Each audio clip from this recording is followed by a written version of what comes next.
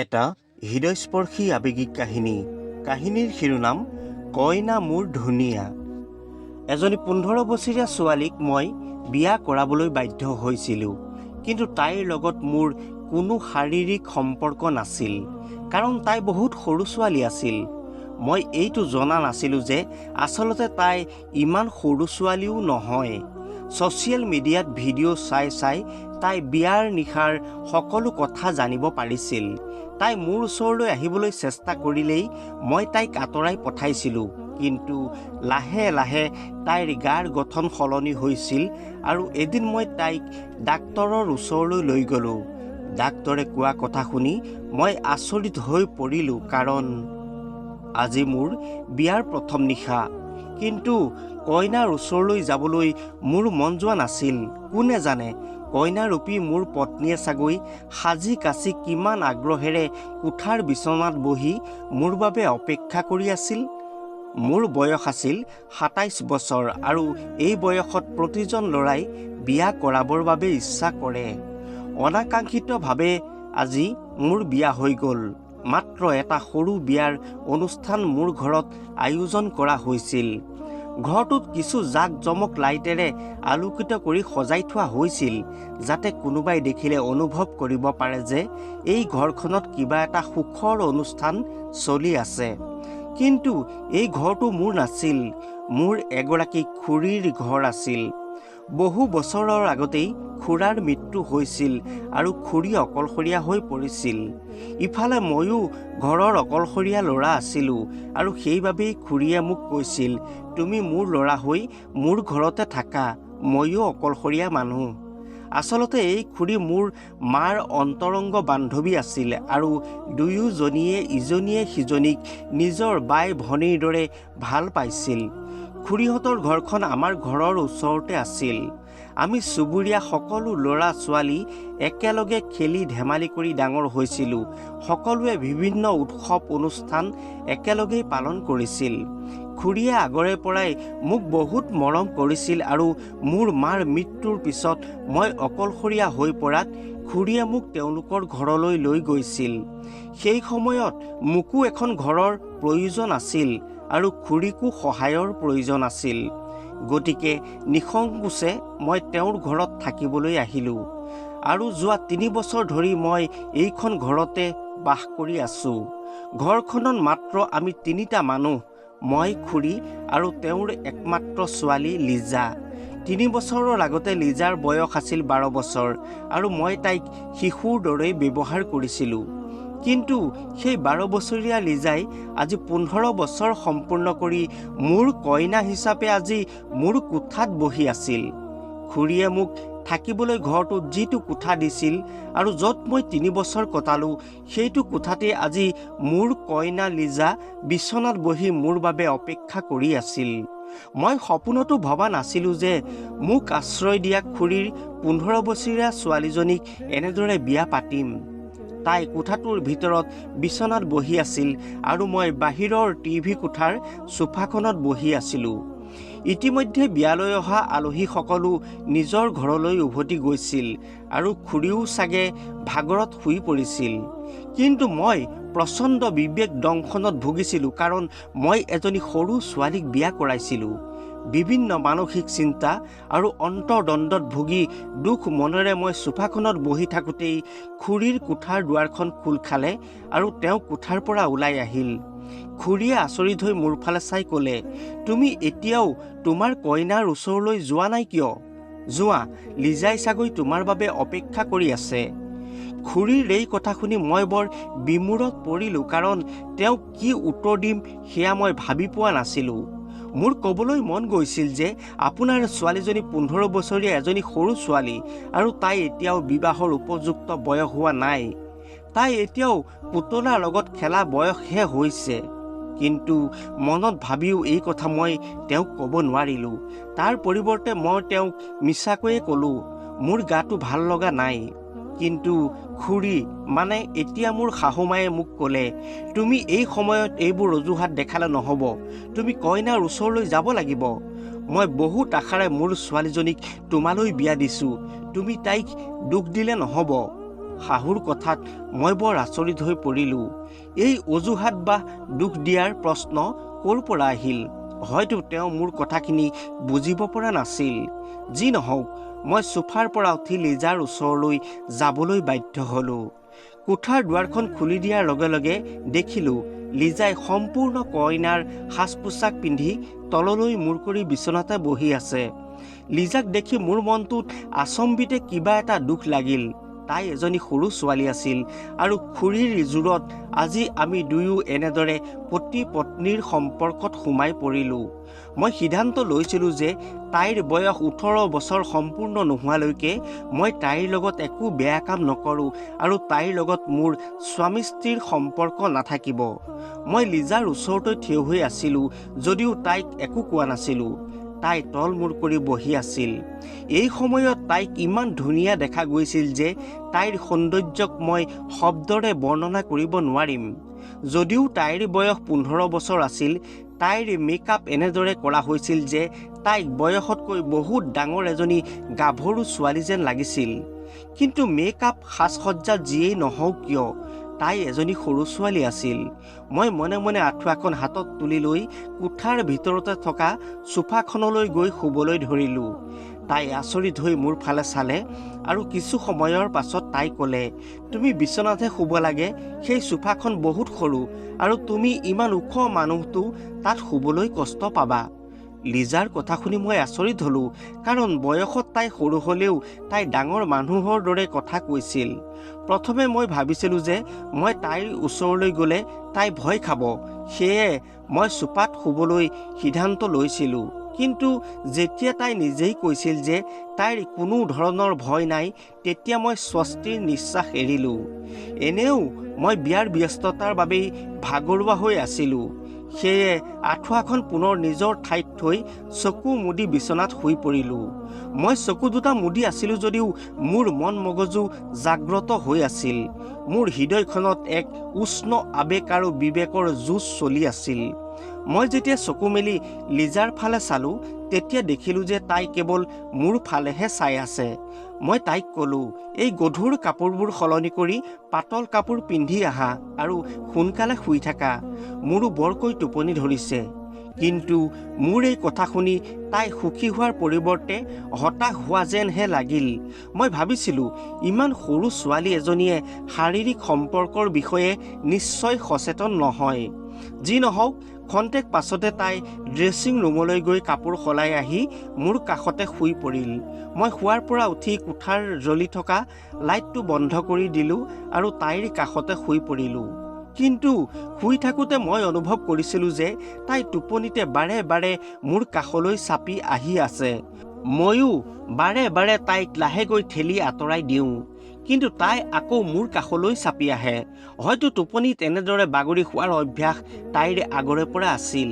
তাই টোপনিতে এই কাম কৰি আছিল যদিও মই সাৰ পাই আছিলোঁ। কেৱল মই সাৰ পোৱাই নহয়, তাইৰ এই কাৰ্যই মোৰ আৱেগকো জাগ্ৰত কৰি তুলিছিল। এবাৰ তাই মোৰ ইমান ঘনিষ্ঠ হৈ পৰিল যে মোৰ হৃদয়খনত সঘনে স্পন্দনৰ সৃষ্টি হৈছিল। মোৰ উশাহ নিশাহ ঘন হৈ পৰিছিল। সঁচাই মোৰ কাষত এজনী ছোৱালী শুই আছিল, যিজনী মোৰ পত্নী আছিল আৰু তাইৰ ওপৰত মোৰ সম্পূৰ্ণ অধিকাৰ আছিল। ইচ্ছা কৰিলে তাইৰ পৰা মই সকলো অধিকাৰ আদায় কৰিব পাৰিলোহেঁতেন। কিন্তু মোৰ বিবেকে ইমান সৰু ছোৱালীৰ লগত কোনো সম্পৰ্ক স্থাপন কৰিবলৈ দিয়া নাছিল আৰু সেয়া আইনী অপৰাধ বুলি বাৰে বাৰে মোৰ বিবেকে সকীয়াই আছিল। আৰক্ষীয়ে যদি এই বিয়াৰ কথা জানিব পাৰিলেহেঁতেন, তেন্তে লিজাৰ মেডিকেল চেকআপৰ পিছত মই নিশ্চিতভাৱে কিছু শাস্তিৰ সন্মুখীন হ'লোহেঁতেন। এতিয়া মই তাইক বিয়া কৰালোঁ যদিও তাইৰ 18 বছৰ সম্পূৰ্ণ নোহোৱালৈকে সম্পৰ্ক স্থাপন কৰিবলৈ মোৰ বিবেকে বাধা দিছিল। গতিকে লিজাৰ পৰা আঁতৰি থকাটোৱেই ভাল হ'ব বুলি ভাবিলোঁ। লিজাক মোৰ পৰা অলপ আঁতৰাই বিচনাৰ সিফাললৈ ঠেলি দিলোঁ আৰু গোটেই ৰাতিটো মই অস্থিৰ হৈ থাকিলোঁ। ৰাতিপুৱা যেতিয়া মই সাৰ পালোঁ, তেতিয়া পুৱা 9 বাজিছিল।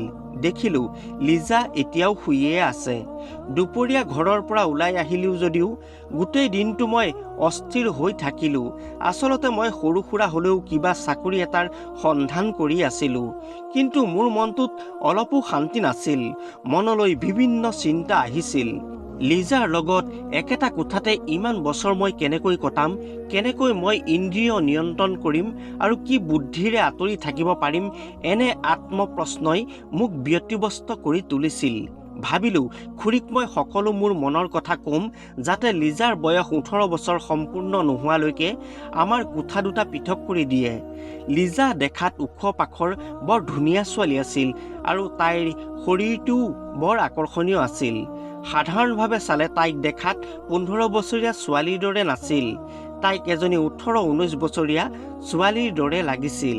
তাই ইমানেই ধুনীয়া আছিল যে তাইক কোনোবা চিনেমাৰ নায়িকা যেন লাগিছিল। কিন্তু যিয়ে নহওক কিয়, যোৱা 3 বছৰ ধৰি মই তাইক সদায় সৰু ছোৱালীৰ দৰে ব্যৱহাৰ কৰিছিলোঁ। এই ঘৰত মোৰ অস্তিত্ব নথকাৰ দৰেই যোৱা 3 বছৰ ধৰি মই সময় কটাইছিলোঁ। প্ৰায় গোটেই দিনটো ঘৰৰ বাহিৰত থাকি ৰাতি ঘৰলৈ উভতি আহিছিলোঁ কেৱল খাদ্য খাবলৈ আৰু শুবলৈ।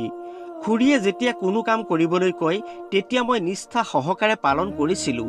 দোকানৰ পৰা ঘৰুৱা সামগ্ৰী অনা, শাক পাচলিৰ বজাৰ কৰা, ৰন্ধন গেছ ভৰোৱা, বিদ্যুতৰ বিল জমা দিয়া আদি কামবোৰ খুৰীৰ নিৰ্দেশত মই কৰিছিলোঁ।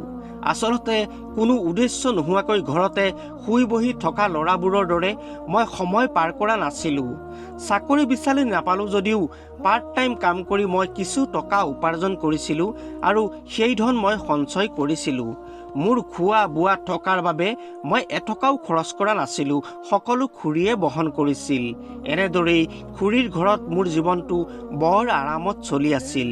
হঠাৎ খুৰীয়ে মোক ইমান জোৰ কৰি এনে অসম্ভৱ প্ৰস্তাৱ যে মোক আগবঢ়াব সেয়া মই ভাবিবই পৰা নাছিলোঁ। সেই সময়ত খুৰীৰো স্বাস্থ্য বেয়া আছিল আৰু তেওঁ মোক ফোন কৰি ক'লে যে মোৰ জীৱনৰ কোনো আশা নাই। মই বিচাৰোঁ তুমি মোৰ ছোৱালীজনীক সোনকালে বিয়া কৰাই নিজৰ কৰি লোৱা। খুৰীৰ এই বক্তব্যত মই আচৰিত হৈ পৰিলোঁ, কাৰণ তেওঁ ছোৱালী লিজাৰ বয়স মাত্ৰ 15 বছৰ আৰু মই কেনেকৈ ইমান সৰু ছোৱালী এজনীক বিয়া কৰাব পাৰিম। এই সময়ত মোৰ বয়স আছিল 27 বছৰ আৰু তাই মোতকৈ 12 বছৰৰ সৰু আছিল। কিন্তু খুৰীয়ে লিজাৰ বিয়া প্ৰসংগটো এটা ডাঙৰ সমস্যা বুলি গণ্য কৰি কান্দিবলৈ ধৰিলে। তেওঁ এই ক্ষেত্ৰত মোক আৱেগিকভাৱে বহুবাৰ ব্লেকমেইলিং কৰি থাকিল আৰু মই অস্বীকাৰ কৰাৰ পিছতো তেওঁ মান্তি হোৱা নাছিল। এই কথাত মোৰো বেয়া লাগিছিল, কাৰণ ময়ো যোৱা 3 বছৰ ধৰি খুৰীৰ ঘৰত থাকি খাই বৈ ডাঙৰ দীঘল হৈছিলোঁ আৰু জীৱনটোৰ এটা নিৰাপত্তা পাইছিলোঁ। ইয়াত মোৰ কোনো ধৰণৰ সমস্যা নাছিল আৰু মনৰ ইচ্ছাৰে মই আৰামত দিন কটাব পাৰিছিলোঁ। ওচৰতে মোৰ মাৰ সম্পৰ্কীয় এজন মামাৰ ঘৰ আছিল যদিও তেওঁলোকে মোক দিনে নিশাই অপমান কৰিছিল। মোক মূল্যহীন ল'ৰা বুলি কৈ তিৰস্কাৰ কৰিছিল, যিটোৱে মোৰ মনত বহুত দুখ দিছিল। মই নিজাববীয়াকৈ ব্যৱসায় আৰম্ভ কৰিবলৈ চেষ্টা কৰি আছিলোঁ আৰু তাৰ বাবে কিছু টকা সঞ্চয় কৰিছিলোঁ যদিও যথেষ্ট টকা নোপোৱালৈকে খুৰীৰ ঘৰতে থাকি অনলাইন কোচিঙৰ জৰিয়তে কিছু টকা উপাৰ্জন কৰিম বুলি সিদ্ধান্ত লৈছিলোঁ। অলপ সৰহকৈ টকা গোট খালেই মই নিজাকৈ এটা ব্যৱসায় আৰম্ভ কৰাৰ লগতে এটা সৰু ঘৰ যাতে কিনিব পাৰোঁ সেইটো মোৰ পৰিকল্পনা আছিল। খুৰীয়ে মোক কেতিয়াও অকামিলা এলেহুৱা বুলি ঠাট্টা কৰা নাছিল আৰু হৃদয়ত আঘাত নিদিয়াকৈ মোক তেওঁৰ লগত ৰাখিছিল। ইয়ালৈ অহাৰ আগতে মই সেই মামাজনৰ ঘৰত 2 মাহমান আছিলোঁ, কিন্তু তেওঁলোকৰ ঘৰত মই খোৱা ভাত মুঠিৰ বাবেই বহুত কথা শুনিব লগা হৈছিল। যি নহওক, এতিয়া খুৰীয়ে মোৰ সন্মুখত ৰখা এই প্ৰস্তাৱ মই মানি ল'বও পৰা নাছিলোঁ আৰু অস্বীকাৰ কৰিবলৈও সক্ষম হোৱা নাছিলোঁ। খুৰীয়ে মোক কৰা ইমানবোৰ উপকাৰৰ বাবে মই ইমানেই তেওঁৰ ওচৰত ঋণী আছিলোঁ যে মই তেওঁৰ অকৃতজ্ঞ হ'ব নোৱাৰিলোঁ। কিন্তু লিজাক বিয়া কৰোৱাৰ দৰে ইমান এটা ডাঙৰ সিদ্ধান্তক মই ঘপককৈ হয় বুলিও ক'বও পৰা নাছিলোঁ। মই চিধাই এই প্ৰস্তাৱ নাকচ কৰা হ'লে খুৰী ভাগি পৰাৰ লগতে নিশ্চয় কিবা অঘটন হ'লহেঁতেন, কিয়নো তেওঁ মাত্ৰ 2 দিনমানৰ আগতে গুৰুতৰ ৰোগৰ পৰা যেনে তেনে সুস্থ হৈ উঠিছিল আৰু তেওঁ হাৰ্টৰ সমস্যাত ভুগিছিল। ডাক্তৰে তেওঁক কোনো ধৰণৰ মানসিক চক দিবলৈ মানা কৰিছিল আৰু মই তেওঁক কোনো টেনচন দিব বিচৰা নাছিলোঁ। মোৰ কাৰণে যদি খুৰীৰ কিবা অঘটন হয় তেন্তে মই গোটেই জীৱন নিজকে ক্ষমা কৰিব নোৱাৰিম। দ্বিতীয়তে, মোৰ এই বক্তব্যই খুৰীৰ অন্তৰত আঘাত দিলেহেঁতেন আৰু মোক খং কৰি এই ঘৰৰ পৰা বাহিৰ কৰি দিব পাৰিলেহেঁতেন। এনে বহুত চিন্তাৰ অন্তত মই তেওঁৰ ছোৱালীজনীক বিয়া পাতিবলৈ মান্তি হ'লোঁ। কিন্তু মোৰ এটা চৰ্ত আছিল যে বিয়াৰ 5 বছৰৰ পিছত হ'ব লাগিব। কিন্তু খুৰীয়ে এতিয়াই সোনকালে বিয়া কৰাব লাগিব বুলি জোৰ দি কোৱা কথাষাৰ শুনি মই বৰ অসহায় হৈ পৰিলোঁ। মই ক'লোঁ, এনেকুৱা কোনো সমস্যা নাই যে আমি আগতীয়াকৈ বিয়া হ'বই লাগিব। মই ক'তো আঁতৰি যোৱা নাই আৰু ভগৱানৰ কৃপাত এতিয়া আপুনি ভাল আৰু সুস্থ হৈছে। তেতিয়া খুৰীয়ে ক'লে, কাইলৈ তুমি আন কোনোবা ছোৱালীক ভাল পাবা আৰু মোৰ ছোৱালীজনী এৰি আন ছোৱালীৰ পিছে পিছে যাবা। 5 বছৰ বহুত দীঘলীয়া সময়। এনে কিবা নিশ্চয়তা আছে নেকি যে এই সময়ত তোমাৰ মনৰ একো পৰিৱৰ্তন নহ'ব? তুমি এতিয়া এজন সুঠাম ডেকা। যিকোনো ছোৱালীয়ে তোমাক প্ৰেমৰ জালত আবদ্ধ কৰি ৰাখিব পাৰে। তেতিয়া মোৰ ছোৱালীৰ জীৱন ধ্বংস হৈ যাব। সেয়ে তোমালোকে দুয়ো স্বামী স্ত্ৰীৰ দৰে জীয়াই থাকিবলৈ আৰম্ভ কৰা। খুৰীৰ কথাই মোৰ কথা আৰু চিন্তাৰ বাট সকলো ফালৰ পৰা বন্ধ কৰি দিছিল। তেওঁৰ কথাটো নিজৰ স্থানত থাকি ঠিকেই কৈছিল। প্ৰতিগৰাকী মাতৃয়ে নিজৰ ছোৱালীজনীৰ ভৱিষ্যতৰ কথা চিন্তা কৰাটো স্বাভাৱিক। হয়তো খুৰীৰ মনত মোক লৈ সন্দেহ হৈছিল, কিজানি মই আন কাৰোবাৰ প্ৰেমত আবদ্ধ হৈ আন কাৰোবাক বিয়া কৰাম। এইটোও সঁচা কথা যে মই অনলাইন কামৰ লগত জড়িত হোৱাৰে পৰা প্ৰতিদিনেই বহুত ছোৱালীৰ মুখামুখি হ'বলগীয়া হৈছিল। বহুতৰ লগত মোৰ ভাল বন্ধুত্বও আছিল। খুৰীয়ে ভাবিছিল যে হয়তো মোৰ কাৰোবাক ভাল লাগিব আৰু মোৰ মনটো সলনি হৈ পৰিব। বহু চিন্তাৰ অন্তত মই লিজাক বিয়া কৰাবলৈ মান্তি হ'লোঁ। কিন্তু বৰ্তমান মোৰ থাকিবলৈ নিজাববীয়া ঘৰ নাছিল। মই জমা কৰা টকাখিনিৰে ঘৰ এটা কিনিবলৈ যথেষ্ট নাছিল। সেয়েহে ভালদৰে সংস্থাপিত নোহোৱালৈকে ইয়াতে থকাৰ সিদ্ধান্ত ল'লোঁ আৰু এয়া মোৰ ভাগ্য বুলি গণ্য কৰিলোঁ। মনতে ভাবিলোঁ, মই আৰু কেইবছৰমান অপেক্ষা কৰিম আৰু তাই যেতিয়া ডাঙৰ হ'ব তেতিয়াহে তাইৰ লগত মোৰ সম্পৰ্ক হ'ব। এই সময়ত মোৰ মনলৈ বহুত ভাৱ আহিছিল। সপোন দেখিছিলোঁ লিজাৰ লগত মোৰ ভৱিষ্যত জীৱনটো ভালদৰেই চলিব। নহ'লে তাই ডাঙৰ হ'লে হয়তো মোৰ সৈতে বিয়া হ'বলৈ অস্বীকাৰ কৰিবও পাৰে, কাৰণ মই তাইতকৈ 12 বছৰৰ ডাঙৰ আছিলোঁ। এৰা লিজাই যদি সঁচাই এনে কৰিলেহেঁতেন মোৰ বাবে জীৱনটো সহজ হৈ পৰিলেহেঁতেন আৰু মোৰ বাট মুকলি হ'লহেঁতেন। কিন্তু লিজাৰ কাৰ্য আৰু আচৰণে মোক বেলেগকৈ ভাবিবলৈ বাধ্য কৰিছিল। তাই মই ভবাৰ দৰে সৰু ছোৱালী নাছিল। মোৰ এনে লাগিল যে তাই কিবা অজুহাত এটা লৈ মোৰ ওচৰ চাপিবলৈ খুব চেষ্টা কৰে। তেতিয়া মই ভাবিলোঁ যে হয়তো খুৰীয়ে তাইক কিবা বুদ্ধি শিকাইছে যাতে তাই মোৰ লগত কেনেবাকৈ স্বামী স্ত্ৰীৰ সম্পৰ্ক স্থাপন কৰিব পাৰে আৰু অতি সোনকালে আমি দুয়োজনেই এক শক্তিশালী বন্ধনত বান্ধ খাওঁ।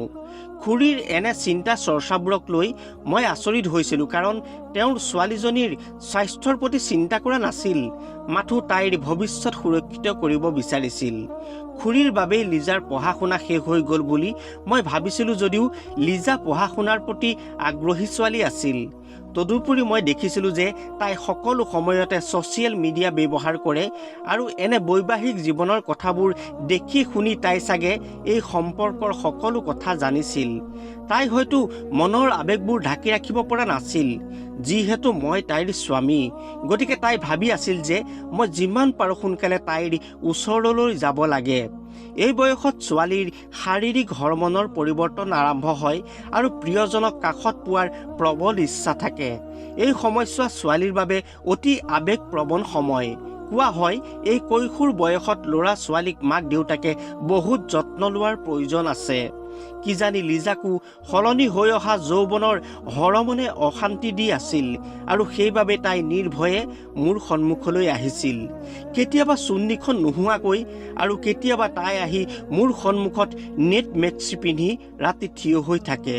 আমি একেখন বিচনাত শুইছিলোঁ, গতিকে তাই মোৰ ওচৰলৈ চাপি আহিছিল। তাই ইমানেই কাষ চাপি আহিছিল যে মই নিজৰ ওপৰত নিয়ন্ত্ৰণ হেৰুৱাবলৈ আৰম্ভ কৰিছিলোঁ। তাই আকৰ্ষণীয় ভাল সাজ পোছাক পিন্ধি তাইৰ প্ৰতি মোক আকৰ্ষণ কৰিবলৈ চেষ্টা কৰিছিল। তেতিয়া তাই মাত্ৰ 10ম শ্ৰেণীত পঢ়ি আছিল। মই যেতিয়াই তাইক স্কুললৈ থৈ আহিছিলোঁ তাই মোৰ বাইকৰ পাছফালে বহি মোক সাৱটি ধৰিবলৈ চেষ্টা কৰিছিল। মই ধমকি দিলে তাই কিছু সময় পিছুৱাই যায় আৰু তাৰ পিছত আকৌ মোৰ ওচৰলৈ আহি একেই কাম কৰিছিল। তাইৰ এই কাৰ্যত মোৰ খং উঠিবলৈ আৰম্ভ কৰিছিল। ইফালে মই আইনগতভাৱে ভয় খাইছিলোঁ যে কিজানি মই ধৰা পৰোঁ যে মই এজনী সৰু ছোৱালীক বিয়া কৰাইছোঁ। মই ভালদৰে জানিছিলোঁ যে 18 বছৰৰ বয়সৰ তলৰ ছোৱালী এজনী বিয়া কৰোৱাটো এটা আইনী অপৰাধ আৰু কোনোবাই যদি মোৰ বিষয়ে আৰক্ষীক জনায় তেন্তে মই জেললৈ যোৱাটো নিশ্চিত। যোৱা কেইদিনমানৰ পৰা লক্ষ্য কৰিছিলোঁ লিজাৰ মানসিক অৱস্থা দিনক দিনে বেয়া হৈ গৈ আছে। মই তাইৰ ওচৰ চাপিব নোৱাৰাৰ বাবেই তাই বৰ হতাশ হৈ পৰিছিল। কিন্তু এদিন মোৰ সহনশীলতাই সীমা পাৰ কৰিলে যেতিয়া তাই নিজেই মোৰ বেছি ওচৰলৈ আহিবলৈ চেষ্টা কৰিলে। হয়তো তাই নিজকে নিয়ন্ত্ৰণ কৰিব পৰা নাছিল আৰু তাই মোক সাৱটি ধৰি গালে মুখে চুমা খাবলৈ ধৰিলে। তাইৰ এনে কাৰ্যত মোৰ শৰীৰটো উত্তেজিত হৈ পৰিছিল যদিও লিজাৰ এই আচৰণ মোৰ একেবাৰেই ভাল নালাগিল। খঙতে মই তাইক ঠেলি আঁতৰাই দিলোঁ আৰু তাই ফেকুৰি ফেকুৰি কান্দিবলৈ ধৰিলে।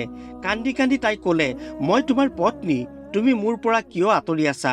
মই তাইক ক'লোঁ, প্ৰথমে তোমাৰ নিজৰ বয়সটো চাই লোৱা আৰু তাৰ পিছত মোক প্ৰশ্ন কৰিবা।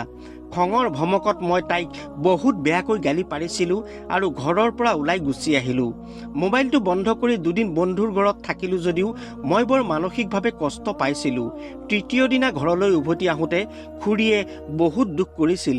তেওঁ ক'লে, মই জানিছিলোঁ যে তুমি মোৰ ছোৱালীজনীক এৰি এদিন আঁতৰি যাবাগৈ আৰু এইটোৱে মোৰ ভয় আছিল। এই দুদিন তুমি ইয়াকে প্ৰমাণ কৰি দেখুৱালা। লিজাইও মনে মনে কান্দি আছিল আৰু তাইৰ মুখৰ ৰং হেতা পৰি গৈছিল। মই ঘৰ এৰি যোৱাৰ বাবে তাই বৰ বিচলিত হৈছিল। মোৰ নিজৰ ভুলটো মই বুজি পাই খুৰীৰ আগত অজুহাত এটা দেখুৱালোঁ। খুৰীক ক'লোঁ যে মই বিশেষ এটা কামৰ বাবেই দুদিন চহৰলৈ গৈছিলোঁ। লিজাই তেতিয়াও উচুপি উচুপি কান্দি আছিল। মোৰ নিজৰ ওপৰতে খং উঠিছিল কাৰণ মই তাইৰ লগত এনে ব্যৱহাৰ কৰা উচিত নাছিল। তাই এজনী সৰু ছোৱালী আৰু তাইক মই মৰমেৰে বুজাব লাগিছিল। মই আমাৰ কোঠালৈ সোমাওঁতে লিজাই আঁঠুৱাখন তুলি লৈ চোফাত শুবলৈ যাবলৈ ওলাল। কাৰণ সেইদিনা খঙত মই তাইক কৈছিলোঁ যে আজিৰ পৰা তুমি মোৰ লগত বিচনাত শুব নালাগে। যদি তুমি শুৱা মই কোঠাৰ পৰা ওলাই যাম। লিজাক মাত দিয়াৰ সময়তে তাই ভয় খাই ক'লে, প্লিজ ৰুমৰ পৰা ওলাই নাযাবা, মই চোফাত শুই যাম। তাইৰ কথা শুনি মই বৰ লাজ পাইছিলোঁ। মই দীঘলকৈ উশাহ এটা লৈ লিজাৰ ওচৰলৈ আহি তাইৰ হাতত ধৰি বিচনাত বহুৱাই দিলোঁ আৰু ক'লোঁ, চৰি লিজা, মোক মাফ কৰিবা। মোৰ খং উঠাৰ বাবেই তোমাক বহুত বেয়াকৈ ক'লোঁ। মোৰ মনৰ কোমলতা অনুভৱ কৰি তাই কান্দি কান্দি মোক সাৱটি ধৰিলে। মই ইচ্ছা কৰিলেও তাইক মোৰ পৰা আঁতৰাই ঠেলি দিব নোৱাৰিলোঁ, বৰঞ্চ তাইক মোৰ ওচৰলৈ টানি আনিলোঁ। তাই হুমুনিয়াহ কাঢ়ি কান্দি কান্দি ক'লে, মই জানো তুমি মোক বহুত ঘিণ কৰা কাৰণ মায়ে তোমাক বহুত জোৰ জবৰদস্তি কৰি মোক তোমালৈ বিয়া দিছে। তাইৰ কথা শুনি মই মূৰ তুলি তাইৰ ফালে চালোঁ। মই ক'লোঁ, তোমাক মই বেয়া নাপাওঁ লিজা, তোমাক বহুত ভাল পাওঁ। তোমাৰ পৰা আঁতৰি থাকিবলৈ মই কষ্ট পাইছোঁ, কিন্তু ইমান কম বয়সতে তোমাক মই কোনো বিপদত পেলাব নিবিচাৰোঁ। আৰু মাত্ৰ অলপ দিন তুমি অপেক্ষা কৰা। মোৰ সকলো কথা শুনি তাই মনত সকাহ অনুভৱ কৰিব বুলি ভাবিছিলোঁ, কিন্তু কিয় জানো তাই আৰু বেছি বিচলিত হৈ গভীৰ চিন্তাত পৰিল। এনেদৰেই দিনবোৰ পাৰ হৈ গৈছিল। কিন্তু সময়ৰ লগে লগে আচম্বিতে লিজাৰ দেহৰ গঠন সলনি হ'বলৈ ধৰিলে। তাইৰ গা ৰংটো হেতা পৰিবলৈ ধৰিলে আৰু পেটটো অলপ ফুলি উঠিছিল। ইফালে খুৰীও আকৌ অসুস্থ হৈ পৰিছিল। লিজাক ডাক্তৰৰ ওচৰলৈ নিয়াৰ বিষয়ে খুৰীক সুধিলোঁ। তেতিয়া খুৰীয়ে ক'লে, মই তাইক ডাক্তৰৰ ওচৰলৈ লৈ গৈছিলোঁ। তাইক ডাক্তৰে ঔষধ দিছে আৰু সেয়া খালেই তাইৰ ভাল হ'ব। কেইদিনমানৰ ভিতৰতে খুৰীৰ স্বাস্থ্যৰ বহুত অৱনতি ঘটিল। বুকুত আকৌ তীব্ৰ বিষ হ'ল। মই লগে লগেই তেওঁক হস্পিটালত ভৰ্তি কৰালোঁ যদিও তেওঁৰ মৃত্যু হৈছিল। এই খবৰটো লিজাৰ বাবে বৰ ডাঙৰ আৰু দুখৰ আছিল। ইফালে লিজাৰো সেই সময়ত পেটটো বহুত ডাঙৰ হ'বলৈ আৰম্ভ কৰিছিল। মই তাইক ডাক্তৰৰ ওচৰলৈ লৈ গ'লোঁ। ডাক্তৰে আল্ট্ৰাচাউণ্ড কৰিলে, কিন্তু ডাক্তৰে কোৱা কথাখিনি শুনি মোৰ চেতনা হেৰাই গৈছিল। ডাক্তৰে কৈছিল, তোমাৰ পত্নীৰ গৰ্ভত 5 মহীয়া সন্তান আছে। তোমাৰ পত্নী বৰ সৰু ছোৱালী। ঘৰত তাইৰ ভালদৰে যত্ন ল'বা, নহ'লে প্ৰসৱৰ ক্ষেত্ৰত অসুবিধাৰ সৃষ্টি হ'ব পাৰে। ডাক্তৰৰ এই কথা শুনি মোৰ মূৰটো বৰকৈ ঘূৰাইছিল। যাক মই ইমান দিনে সৰু ছোৱালী বুলি গণ্য কৰিছিলোঁ আৰু তাইৰ লগত সম্পৰ্ক স্থাপন কৰা নাছিলোঁ, সেইজনী ছোৱালী কেনেকৈ আজি? মই বুজি পাইছিলোঁ যে তাইৰ গোপন অপৰাধ লুকুৱাবলৈকে এনেদৰে জোৰ কৰি খুৰীয়ে তাইক মোলৈ বিয়া দিছিল। এতিয়াহে বুজিলোঁ আচলতে লিজা কিয় বাৰে বাৰে মোৰ কাষলৈ চাপি আহিছিল। কিন্তু মই আচৰিত হৈছিলোঁ, ইমান কম বয়সতে লিজা এই সকলোবোৰৰ কেনেকৈ কৰিব পাৰিলে। ঘৰলৈ উভতি অহাৰ পাছত লিজাক সুধিলোঁ, লিজা, মোক ফাঁকি দি তুমি ইমান কম বয়সতে এই সকলোবোৰ কেনেকৈ কৰিব পাৰিলা? তোমাৰ পাপ লুকুৱাবলৈ মোক এনেদৰে কিয় বন্দী কৰিলা তোমালোকে? মোৰ কথা শুনি লিজাই কান্দিবলৈ ধৰিলে আৰু ক'লে, মোৰ একো দুখ নাই বিকিদা। মোক স্কুললৈ নিয়া অটো ড্ৰাইভাৰটোৱে মোক বুদ্ধি কৰি তাৰ ঘৰলৈ নি মোৰ ওপৰত অত্যাচাৰ কৰিছিল। এই বুলি কৈ তাই হুমুনিয়াহ কাঢ়িবলৈ ধৰিলে আৰু ক'লে, পাছত মায়ে মোক ডাক্তৰৰ ওচৰলৈ লৈ গৈছিল, কিন্তু ডাক্তৰে গৰ্ভপাত কৰিবলৈ অস্বীকাৰ কৰিলে। ডাক্তৰে কৈছিল মই বহুত সৰু ছোৱালী, ইমান কষ্ট মই সহ্য কৰিব নোৱাৰিম। লিজাৰ কথা শুনি মই মূৰটোত ধৰি নিমাত হৈ বহি আছিলোঁ। তাই কান্দি কান্দি আকৌ ক'বলৈ ধৰিলে, মোক তুমি বিবাহ বিচ্ছেদ নকৰিবা, মোক অকলশৰে এৰি থৈ আঁতৰি নাযাবা। ইচ্ছা কৰিলে তুমি আন কাৰোবাক বিয়া কৰাবা, কিন্তু মোক অকলে এৰি আঁতৰি নাযাবা। মোৰ গাত কোনো দুখ নাই। তাই মোৰ ভৰিৰ ওচৰত বহি আছিল যদিও মই তাইৰ ফালে চোৱা নাছিলোঁ। আচলতে লিজা আৰু তাইৰ মাকে মোৰ লগত কৰা বিশ্বাসঘাতকতা মই সহ্য কৰিব পৰা নাছিলোঁ। মই তাইৰ হাত দুখন ভৰিৰ পৰা জোৰেৰে আঁতৰাই চিৰদিনৰ বাবে সেই ঘৰৰ পৰা ওলাই আহিলোঁ। সিদ্ধান্ত ল'লোঁ, আজি ৰাতিয়ে মই একেবাৰে মুম্বাইলৈ যামগৈ। ভবামতেই মই সেই ৰাতিয়েই মুম্বাইলৈ যাত্ৰা কৰিলোঁ যদিও লিজাক একো কথা নজনালোঁ। সেই সময়ত মোৰ মনলৈ একেবাৰে ভাৱ অহা নাছিল যে লিজা এগৰাকী মাতৃহীনা অকলশৰীয়া সৰু ছোৱালী, তাতে তাই মাতৃ হ'বলৈ ওলাইছে। তাইৰ ভৱিষ্যত কি হ'ব সেয়া মই একেবাৰে ভবা নাছিলোঁ। সেই সময়ত মোৰ কেৱল খং উঠিছিল আৰু খঙতে মই এই সিদ্ধান্ত লৈছিলোঁ। তাইক এৰি আহি মই মুম্বাইত কাম বিচাৰিবলৈ ধৰিলোঁ আৰু কেইমাহমানৰ পিছত এটা ভাল কোম্পানীত চাকৰি এটা পাই কৰ্মত ব্যস্ত হৈ পৰিলোঁ। লিজাৰ কি হ'ল, ক'ত কেনেকৈ আছে সেয়া মই একেবাৰে ভবা নাছিলোঁ। কিন্তু মই যি কৰিলোঁ সেয়া হয়তো ভুল আছিল আৰু এই চিন্তাই মোক লাহে লাহে খুলি খুলি খাইছিল। ৰাতি শুই বহি থাকোঁতে লিজাৰ চিন্তাই মোক বৰকৈ আমনি কৰিছিল। বিবেকৰ ওচৰত বাধ্য হৈ 2 বছৰৰ পাছত মই নিজৰ ঠাইলৈ উভতি আহিছিলোঁ, কাৰণ মোৰ কোম্পানীৰ 2 বছৰৰ চুক্তি শেষ হৈছিল আৰু মোৰ 2 মাহৰ ছুটী আছিল। সঁচা কথা ক'বলৈ গ'লে মই কেৱল মানসিক সন্তুষ্টিৰ স্বাৰ্থতহে ঘৰলৈ ঘূৰি আহিছিলোঁ, নহ'লে ইয়াত মোৰ কোনো ঘৰ বা আপোন মানুহ নাছিল। এই 2 বছৰত মোৰ হৃদয়খন বৰ অস্থিৰ হৈ পৰিছিল আৰু মই এবাৰ নিজ চকুৰে চাব বিচাৰিছিলোঁ যে লিজা ঠিকে আছে নে নাই। কিন্তু ঘৰলৈ অহাৰ পিছত যি দৃশ্য দেখিলোঁ, মোৰ হৃদয়খন দুখত ভাগি পৰিল। মোৰ চকুৰ পৰা অহৰহ চকুপানী বৈ আহিছিল। এৰা তাই মোৰ সন্মুখৰ চোপাখনত উদং কংকাল এটা হৈ শুই আছিল। কোনোবাই যেন তাইৰ দেহত হালধীয়া ৰং সানি থৈছে, হাত ভৰি শুকাই শুকান জেওৰাৰ দৰে হৈ পৰিছে। চকুলো মোহাৰি মই লাহেকৈ তাইক মাতিলোঁ, লিজা। তাই বৰ কষ্টেৰে চকু দুটা মেলি মোৰ ফালে চাইছিল। হয়তো মোক দেখা পাই তাই বিশ্বাস কৰিব পৰা নাছিল যে সঁচাকৈ মই ঘূৰি আহিছোঁ। বৰ কষ্টেৰে তাই হাতখন দাঙি মোৰ হাতত মোক চুই অনুভৱ কৰিলে। মই ক'লোঁ, লিজা, হয় ময়ে বিকিদা। তাৰ পিছত তাইৰ চকুৰ পৰা চকুলো বৈ আহিবলৈ ধৰিলে। সেহাই সেহাই তাই ক'লে, তুমি মোক কিয় অকলে এৰি থৈ গুচি গ'লা? তুমি আঁতৰি যোৱাৰ পিছত মোৰ কিমান কষ্ট হৈছে জানানে? নিষ্ঠুৰ ভগৱানে আজিও মোক কিয় জীয়াই ৰাখিছে নাজানো। সেইদিনা মৃত সন্তান জন্ম দিওঁতেই মোৰ বাৰু কিয় মৃত্যু নহ'ল? সেই সময়ত মোক সান্তনা দিবলৈও মোৰ কাষত নিজৰ কোনোৱেই নাছিল। লিজাই বৰ কষ্টেৰে তাইৰ কাহিনী বৰ্ণনা কৰি আছিল আৰু মই মাত্ৰ তাইৰ কথা শুনি আছিলোঁ। তাইৰ এই অৱস্থা দেখি মোৰ হৃদয়খনে বৰকৈ কান্দিছিল। এৰা লিজাৰ আজি এনে অৱস্থাৰ বাবে ময়ে দায়ী আছিলোঁ। তাই আকৌ ক'লে, তুমি যোৱাৰ পিছত মোৰ কোনো নাছিল। দেউতাৰ হৈ পোৱা পেঞ্চন কেইটাৰে খৰচ কৰি যেনে তেনে চলি আছিলোঁ, কিন্তু মোৰ জীয়াই থকাৰ কোনো ইচ্ছা নাছিল। কেইবাবাৰো মই আত্মহত্যা কৰিবলৈ গৈও বিফল হ'লোঁ। ইয়াৰ বাবে মই তোমাক দুখ নিদিওঁ, কাৰণ তুমিও মোৰ ওচৰত ঠগ খাইছিলা। সেই পিশাচে মোৰ লগত জোৰ জবৰদস্তি কৰিয়েই মোৰ জীৱনটো শেষ কৰি দিছিল। কথাবোৰ কৈ তাই কান্দি কান্দি অচেতন হৈ পৰিল। মই তাইক কোলাত তুলি গাড়ী এখনত উঠাই হস্পিটাললৈ লৈ আহিলোঁ। সকলো চেকআপৰ পিছত গম পোৱা গ'ল যে লিজাৰ TB হৈছে। মই তাইক মোৰ লগতে মুম্বাইলৈ লৈ আহিলোঁ আৰু তাইৰ চিকিৎসা কৰিবলৈ ধৰিলোঁ। এবছৰৰ পাছত তাই সম্পূৰ্ণ সুস্থ হৈ উঠাত মই তাইৰ ওচৰত ক্ষমা খুজিলোঁ। মই ক'লোঁ, মোক ক্ষমা কৰিবা লিজা। সকলো ভুল জানিও খঙৰ ভমকত তোমাক এনে কৰিলোঁ। তোমাক মই এনেদৰে মৃত্যু পথত এৰি থৈ আহিব নালাগিছিল। লিজাৰ হৃদয়খন বৰ বহল আছিল আৰু তাই হাঁহি হাঁহি মোক ক্ষমা কৰি দিছিল। সেইদিনা মই সঁচা হৃদয়েৰে লিজাক মোৰ দুবাহুৰ মাজত সাৱটি ধৰিছিলোঁ আৰু তাইক পত্নী বুলি মানি লৈছিলোঁ। এতিয়া আমি দুয়ো বৰ সুখী আৰু আমি আমাৰ জীৱনটো নতুনকৈ আৰম্ভ কৰিছোঁ। প্ৰিয় শ্ৰোতা বন্ধু বান্ধৱীসকল, কইনা মোৰ ধুনীয়া গল্পৰ কাহিনীটো আপোনালোকৰ কেনে লাগিল মতামত আগবঢ়াব। এইখিনিতে আপোনালোকলৈ অনুৰোধ, যিসকলে এতিয়াও চেনেলটো ছাবস্ক্ৰাইব কৰা নাই ছাবস্ক্ৰাইব কৰি ল'ব। সকলোকে ধন্যবাদ জনালোঁ।